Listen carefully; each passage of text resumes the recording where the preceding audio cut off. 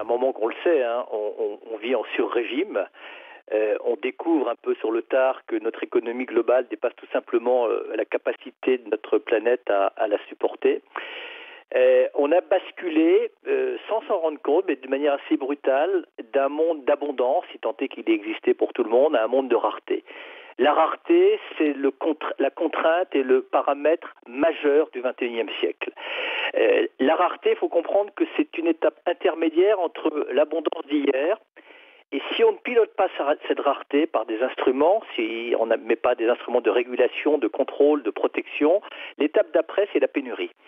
Et la pénurie, je ne dis pas ça pour faire peur, c'est simplement parce que si on ne regarde pas cette échéance, on ne se mobilisera pas, on ne mettra pas les outils en place. La pénurie, ça ne se conduit pas, ça ne se pilote pas, ça se subit. C'est la guerre absolue.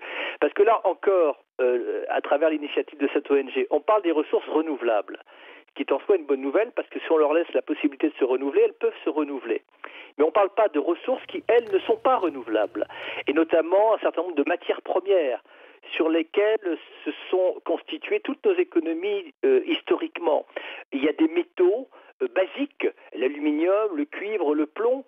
Si on continue notre modèle de rentabilité, de productivité, de compétitivité qui est exaspéré en permanence par une concurrence mondiale, en cours de siècle, toutes ces matières premières viendront à épuisement. Donc il faut bien comprendre que la rareté, c'est un facteur d'instabilité, c'est un facteur de conflit. Et donc, il faut mettre en place les outils de régulation, les outils technologiques. Ça fait écho, Nicolas Hulot, ça fait écho quand vous parlez de croissance au moment où elle est en panne en France, au moment où la croissance traditionnelle est en stagnation, à cette croissance verte qu'il faut mettre en place dès maintenant, cette transition énergétique. Il y a un paradoxe absolu, c'est que tout le monde attend comme le Messie le retour d'une croissance. Mais la croissance telle qu'on l'a connue, elle ne reviendra jamais. Et si tant est qu'elle revenait, ce ne serait pas forcément une bonne nouvelle si c'est la même croissance qu'hier, c'est-à-dire une croissance qui est basée sur une croissance exponentielle des flux de matière et des ressources naturelles. Donc il faut trouver, mais c'est vrai que c'est très compliqué, c'est pour ça qu'il faut se mobiliser au-delà des partis politiques, un système qui permette de prospérer, mais sans épuiser nos ressources naturelles et nos matières premières. C'est toute l'équation et tout l'enjeu du XXIe siècle. C'est pas un petit enjeu.